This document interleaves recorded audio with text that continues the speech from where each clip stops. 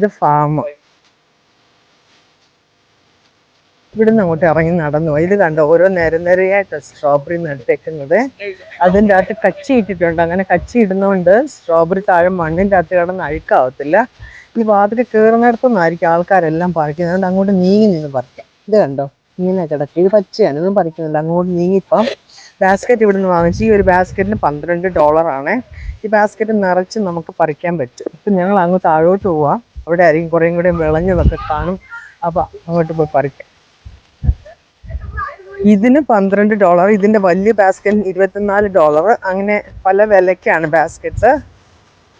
ബുഷൽ, ഇതിന് ബുഷൽ എന്നാണ് പറയുന്നത്. ചില ഫാംസ് ഒക്കെ ഉണ്ടല്ലോ, വേറെ 2-3 ഫാംസ് ഒക്കെ ഉണ്ട്. ഇവിടെ ഒത്തിരി ഫാമുണ്ട്. അവിടെ ഇപ്പം വലിയ ബിസിനസ് ആക്കിയേക്കാണ്. വെച്ചാൽ നമ്മൾ ഫാമല്ല, അവിടെ ചെന്നാൽ പറിക്കുന്നതിനേക്കാട്ടിൽ കൂടുതൽ കളിക്കാനൊക്കെ കുട്ടികളെയും കൊണ്ടേ ഒരു ഫുൾ ഡേ പ്രോഗ്രാം എന്ന പോലെ കളിക്കാൻ കച്ചിയും മെയ്സും പിന്നെ കളിക്കാൻ മണ്ണും കുതിരയും അങ്ങനെയൊക്കെ എല്ലാം വെച്ചിട്ടുള്ളതാണ്. ഫുൾ ഡേ പരിപാടിയാണ്. ഇങ്ങനെ ഫാമായിട്ടുള്ളതൊക്കെ ഇപ്പോൾ ഒത്തിരി കുറവാണ് കോവിഡിന് ശേഷം. അവരൊക്കെ ബിസിനസ് ആക്കിയിട്ടുണ്ട്. വലിയ വാഗൻ റൈഡും അങ്ങനെയൊക്കെ ആയിട്ട് ആക്കിയേക്കാണ് ഇപ്പോൾ. ഇത് പറിക്കാം. വിളഞ്ഞ് വരുന്നതായി ഇവിടെ ഓപ്പൺ ചെയ്തേന്ന് തോന്നുന്നു. വിളഞ്ഞിൻ്റെ ഇടയ്ക്ക് കയറാം. ഇതും പഴുത്തിട്ടില്ല. പഴുത്തത് എങ്ങനെ അറിയുന്നതെന്ന് വെച്ചാലേ, നല്ല റെഡിഷ് ആയിരിക്കും, നല്ല പ്ലംപ് ആയിരിക്കും, നല്ല തുളുമ്പി നിൽക്കുന്ന പോലെ ആയിരിക്കും സ്ട്രോബെറിയുടെ. ഞാൻ ഒരെണ്ണം കഴിച്ച് നോക്കട്ടെ എന്തായാലും. ഇത് കണ്ടോ, ഇത് ഇത് കാണിച്ചേ, നല്ല പഴുത്തതാണ്. ഇത് സൈസ് കുറവാണ്, പക്ഷെ നല്ല പഴുത്തത്. എങ്ങനെയാണ് പറിക്കുന്നത് അറിയോ? ഇതിനൊരു ഇച്ചിരി മേലോട്ട് വെച്ച് നഖം കൊണ്ട് ഇങ്ങനെ തണ്ടൽ അടർത്തി എടുക്കണം, തണ്ടുൾപ്പെടെ. അല്ലെ വലിച്ചിരിഞ്ഞെങ്കിൽ സ്ക്വിഷായി. പൂർണ്ണം കഴിച്ചു നോക്കട്ടെ എങ്ങനെയുള്ളത്. നല്ല മധുരമുണ്ട്, ജ്യൂസിയാണ്. ഇതൊക്കെ നോക്കി എന്ത് നല്ല പഴുത്തിട്ടാണെന്നേ, നല്ല പഴുത്തിട്ട്. ഈ പുറത്ത് കാണുന്നില്ലേ ഈ യെല്ലോ കളർ, അതാണ് അതിൻ്റെ സീഡ്. നമുക്ക് ഈ സീഡ് എടുത്ത് നടാൻ പറ്റും. യൂഷ്വലി ഇവരൊക്കെ തൈയാണ് നടുന്നത്. ഇതൊരു 3 വർഷം മാക്സിമം നന്നായിട്ട് ഈൽഡ് കിട്ടും. അത് കഴിയുമ്പോൾ ഇവർ മാറ്റി നട്ടിട്ട് വേറെ നടണം. അല്ലെങ്കിൽ ഈൽഡ് കുറയും, ഇവർക്ക് കിട്ടുന്നത് കുറയും. നമുക്കിത് വീട്ടിൽ കൊണ്ട് നടാം, അരിപ്പാകി നടാം. പക്ഷെ ഒത്തിരി സമയം എടുക്കും. അരിപ്പാകിയിട്ട് അതെടുത്ത് ഫ്രിഡ്ജിൽ വെച്ചിട്ട് 4 ആഴ്ച വെച്ച് അങ്ങനെയൊക്കെയാണ് ചെയ്യേണ്ടത്. ഞാൻ ഇനി വീട്ടിൽ കൊണ്ടുപോയിട്ട് ഇന്ന് ഈ നടുന്നുണ്ട്. ഇതൊന്ന് 5-6 അരി എടുത്ത് നടണമെന്ന് വിചാരിക്കുക. ലേറ്റ് ആവും. ഇത് ആനുവലാണ്, ഇത് എല്ലാ വർഷവും ഉണ്ടായി വരും. പക്ഷേ പ്രശ്നം എന്ന് വെച്ചാൽ അതിൻ്റെ സൈസൊക്കെ ചിലപ്പം കുറവായിരിക്കും. ഇങ്ങനെ ഫാമിൽ വന്ന് പറിക്കുമ്പോൾ സ്ട്രോബെറിക്ക് വില കൂടുതലായിരിക്കും.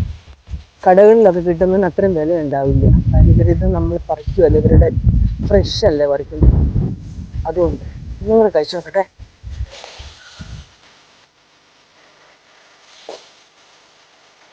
വലിയ ചൂടൊന്നുമില്ല, ഇന്ന് വെയിൽ വലുതായിട്ടില്ലേ. ഇന്നൊരു കോണിൽ ഒന്ന് നോക്കി പറിക്കുവാണ്, ഒരു കോണിൽ നിന്ന്. വാവ്, ഒരു വലിയ, ഇത് വലിയ ചില ഉണ്ട്. ഇത് വലുതാന്ന് നോക്കി. ഇങ്ങനെ നമ്മൾ നോക്കി നടന്ന് പറിക്കണം, ഇത്ര വലുത്.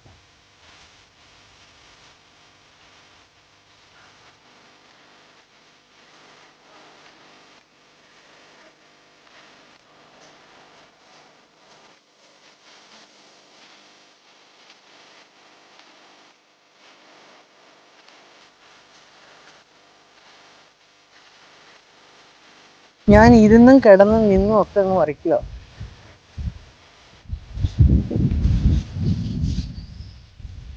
എല്ലാവരും വന്നിട്ട് മേളിലൊക്കെയാണ് നിന്ന്, ഇങ്ങോട്ട് അധികം ആരും വന്നില്ലേ, കൊച്ചുങ്ങളെ കൊണ്ടൊക്കെ ഉള്ളത്. അതുകൊണ്ട് ഇവിടെ കുറച്ചേറെ കിടപ്പുണ്ട്. അയ്യോ, ഇത് നോക്കിയേ, എന്തോരം പഴുത്തിട്ടാ. ഇത്ര വലുതാണ് വേണ്ടത്.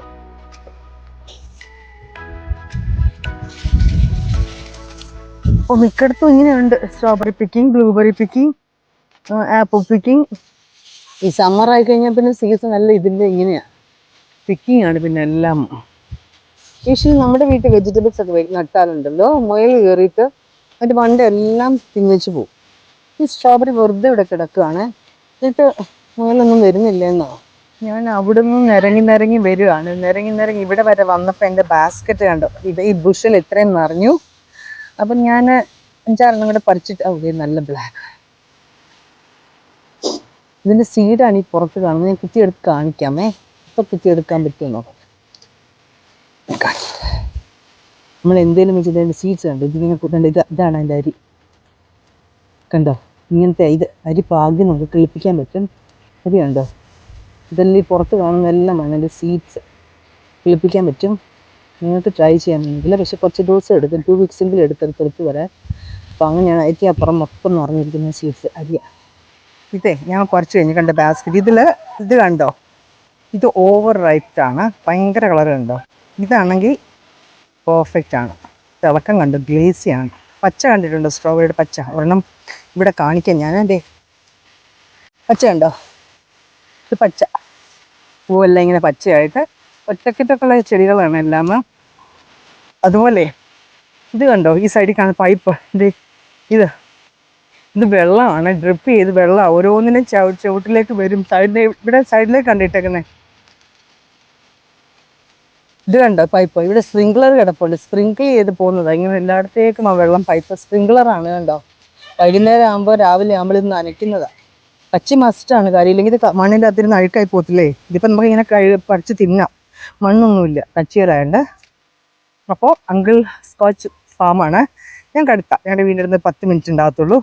പറിച്ചു, ബാസ്ക്കറ്റിൽ നിറച്ച് പറിച്ചു. ഇനി ഇത് വീട്ടിൽ പോവാം, കഴിഞ്ഞു. ഞാൻ വേറെ എന്തെങ്കിലും പിക്ക് ചെയ്യുന്ന വീഡിയോ ആയിട്ട് വരാം. ചെല്ലാൻ ബൈ.